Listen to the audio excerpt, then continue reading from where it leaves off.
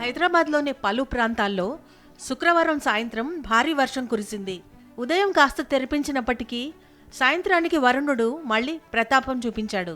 మియాపూర్, గచ్చిబౌలి, బంజారాహిల్స్, అమీర్పేట్, ఖైరతాబాద్, నారాయణగూడ ఇతర ప్రాంతాల్లో భారీ వర్షం కురిసింది. రోడ్లు జలమయం కావడంతో వాహనదారులు ఇబ్బందులు పడ్డారు.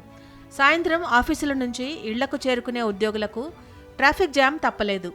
పశ్చిమ మధ్య పరిసర వాయువ్య బంగాళాఖాతంలో ఏర్పడిన అల్పపీడనం శుక్రవారం మధ్య పరిసర ఉత్తర బంగాళాఖాతంలో కొనసాగుతోందని హైదరాబాద్ వాతావరణ కేంద్రం ప్రకటించింది. ఈ అల్పపీడనం బంగ్లాదేశ్ తీరం వద్ద ఈ నెల 9న వాయుగుండంగా మారే అవకాశం ఉందని తెలిపింది. ఆది సోమవారాలలో తెలంగాణలో మోస్తారు నుంచి భారీ వర్షాలు కురిసే అవకాశం ఉందని తెలియజేసింది. కరీంనగర్, పెద్దపల్లి, జయశంకర్ భూపాలపల్లి, ములుగు, వరంగల్, హనుమకొండ జిల్లాలకు భారీ వర్ష సూచన చేసింది. ఈ జిల్లాలకు యెల్లో హెచ్చరికలను జారీ చేసింది.